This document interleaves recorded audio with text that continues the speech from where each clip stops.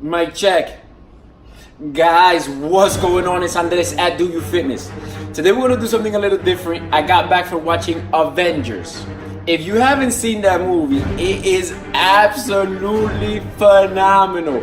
You need to check that movie out. So we're gonna talk in depth about it. This is a spoiler video. Spoilers, which means if you haven't seen the movie, do not watch this video until you see the movie and then come back. Guys, now that we got that out of the way, this is a spoiler video, right? You're gonna go see it first and then you're gonna come back to this video. Let's talk about it. So Avengers Endgame, how does it stack up with the 22 Marvel Cinematic Universe movies for the past 10 years? It is absolutely amazing. It is a bookend to those 22 movies, and it's exactly what Kevin Feige wanted to do, which was to provide a definitive end to a lot of the story arcs that was set up in the first 10 years of movies, but at the same time plant the seeds for the next phase of the Marvel Cinematic Universe. A lot of people are saying, okay, where do we go from here, right? Because you're not seeing the Easter eggs, you're not seeing the characters and the new plot points that they're setting up for the future. But let's talk about the movie. We don't want to jump around, right? So the movie itself, a lot of fans, a lot of people might see Infinity War and might see Endgame and say, wow, they are so different. But there's a reason why they're so different, and there's a reason why this movie wasn't called Infinity War Part 2, right? In Infinity War, you know, is more fast-paced. You have more action. You have more of the team uniting, well, not uniting, but the team fighting Thanos and losing, right? In Endgame, it's more of an emotional movie because now you have to deal with the effects of the snap. You have to see what happens 1 to 5 years later, right? And how the people are coping with the loss of 50% of all life in the universe. This is why it's amazing. It's a roller coaster ride of emotions, right? So you're happy, you're sad, your eyes are teary, your eyes are watery, you're crying, right? You're laughing. It has this part that it's comedic moments. It's absolutely amazing, right? So each character has their moment to shine. The characters that did not have their moment in Infinity War, like Captain America, like Ant-Man, I don't want to say like Tony, he had it in both, right? But they essentially shared the spotlight between Infinity War and Endgame to give you the best storylines ever for each character, right? So again, this is another reason why there was no post-credit scene. Or, you know, okay, the post-credit scene where you hear Iron Man hammering away from Iron Man Part 1, right? But essentially, this is a definitive end and now a new beginning, right? So let's talk about all of the references that made this movie great. All of the references, oh my goodness. Let's talk about the fact that they visit. This is why it's a true fans movie, right? Casual moviegoers are gonna love this movie, but the true fans that have seen most, if not all of the MCU movies, recognize the more than like 200 Easter eggs. I'll make another video in this movie, right? So first you get, of course, you flash back to Guardians of the Galaxy when he's on Morag and when he's dancing around. This is absolutely amazing because I watch that video all the time with my son. He loved that movie, right? So you see it from a different point of view. You see the Battle of New York from the Sorcerer Supreme point of view, the ancient one, but from her point of view, which is something that it still keeps it fresh because you haven't seen that in the original movie in Avengers Part 1 in the Battle of Manhattan, right? You see when Captain America is fighting Captain America. Absolutely amazing. Why? Because it shows his character development and his growth throughout the movies, and it also shows you how he's able to use and capitalize on the fact that, one, you mentioned Bucky and he goes all goo goo gaga, right? From back in the day, because he was looking for Bucky, he was looking for the Winter Soldier all this time, right? So all he had to do was say that Bucky was alive, and what? He let him go. So it was realistic. It was realistic to the former Captain America, right? When he was in the elevator scene, and I thought there was gonna be a repeat. This was amazing. I thought there was gonna be a repeat of the Captain America movie, the elevator scene. No, right? Oh my goodness, oh my goodness. I can't even contain myself, right? All he had to say was Hail Hydra, right? He got the Infinity Stone, he got the Tesseract, right? Then when you have Tony versus Captain America in Endgame, from the very beginning they planted the seeds. From the very beginning, when Iron Man is telling him, oh, my father only mentioned you 1,000,000 times, I hated you for such a long time. In Civil War, when he told him that, right? Or in Age of Ultron, when he's saying, you know, we need a suit of armor around the world, and Bruce said it was a cold world, but when he tells Captain America, how are you planning on defeating that? And he says, together. And then after he said, you know, that's the end game up there, we'll lose.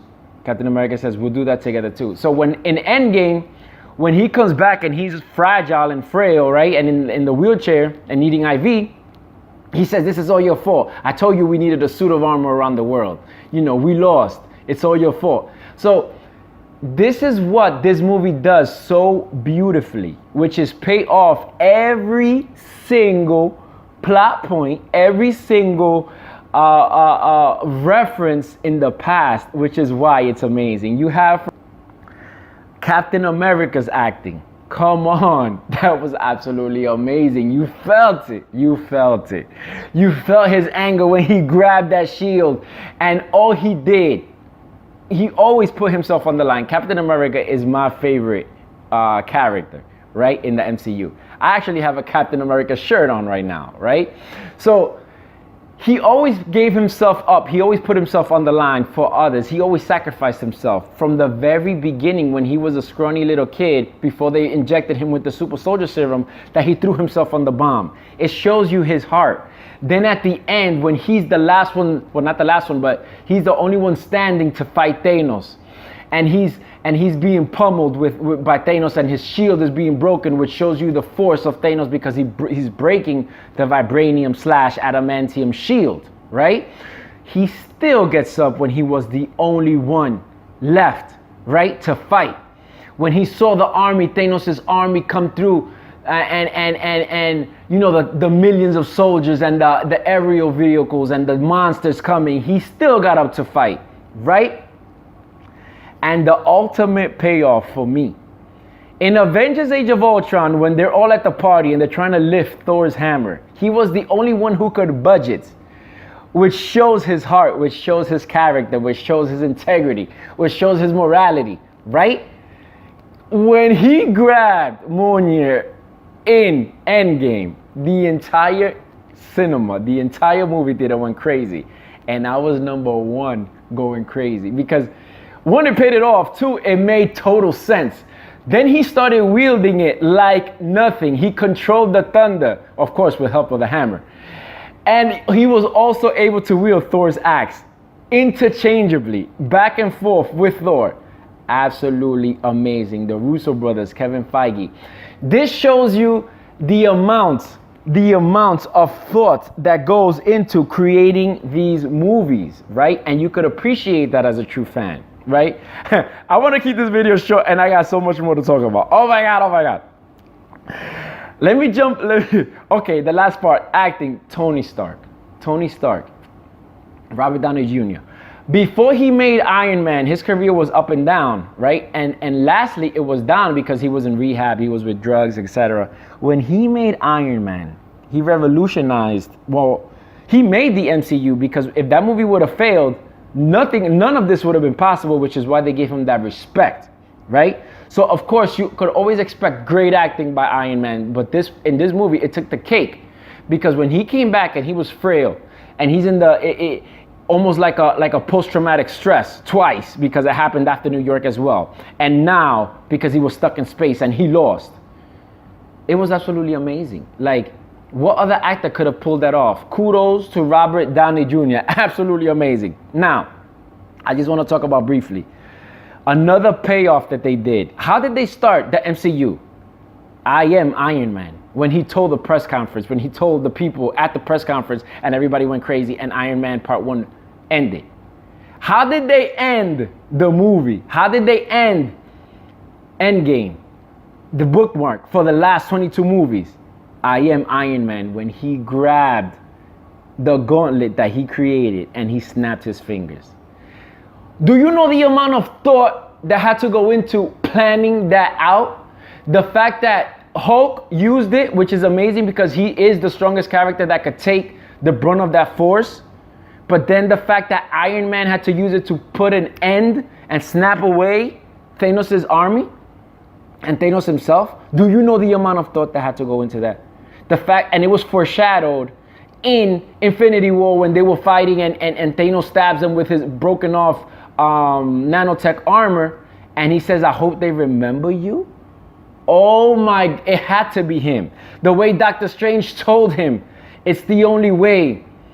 He gave it up because he knew Tony had to do it.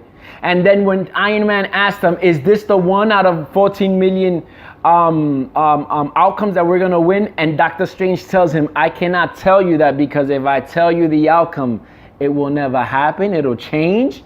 Absolutely amazing. I want to see the movie again. Okay. So I wasn't too big of a Tony Stark fan. Of course, I appreciated his brilliance, right?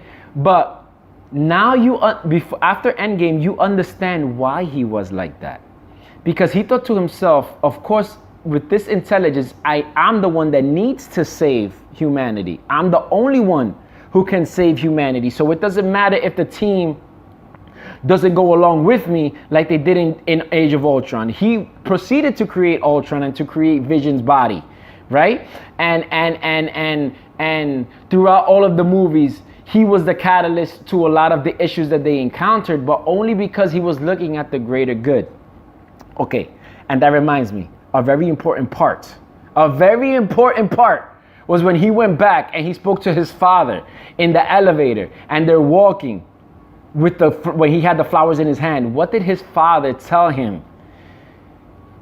I hope he doesn't grow up to be like me. Iron Man said, why? And he said, because the greater good, this is Iron Man, this is Howard Stark talking, because the greater good usually always takes a back seat to my own personal satisfaction. That's how Iron Man was throughout 90% of the MCU up until Infinity War and Endgame when he sacrificed himself. This is another reason why I'm throwing my money to this movie. I've seen it twice. I'm going to see it again today. Because of the amount of effort and planning that these guys did throughout the 22 movies, throughout the 22-year history of the MCU up until this point, to make Endgame possible. Absolutely amazing. Guys, see that movie. There's so much more to talk about. I'm going to keep this video short. But we got to get into the time travel aspect of it. We got to get into the Easter egg future Young Avengers aspect of it, because now you have Cassie Lang, Ant-Man's daughter, as Stature. Now you have, I can't even think right now. Now you have, I can't think. I think I'm going to leave it for the next video. My emotions are crazy. Guys, do yourself a favor. Go see Endgame. I'm probably going to see Infinity War again today. Then I'm going to go see Endgame again. Absolutely phenomenal. Kevin Feige, the Russo brothers, Marvel Studios, you guys did an amazing job. As a fan, I thank you for these movies. I thank you for this movie. And I'm so excited to see what you're going to do in the next 2, 5, 10 years, because I know it will be absolutely amazing. My guess, Galactus will be the next bad. They're going to incorporate the X-Men and Fantastic Four into the MCU and Deadpool. This is all fact. They're going to make the Young Avengers. They might make the Dark Avengers. I'm throwing you all this information because I'm just letting you guys know this is only the beginning. Guys, stay blessed. Stay blessed. I hope you enjoyed the spoiler video. Leave comments down below if you want to see more videos like this. If you want to see an Easter egg video, comment below Easter egg. If you want to see a references video or a time travel video all based on Endgame, comment time travel, comment Easter eggs, comment Young Avengers if you want to know the future of the MCU. Let's go. We're just getting started. Guys, stay blessed. Do you.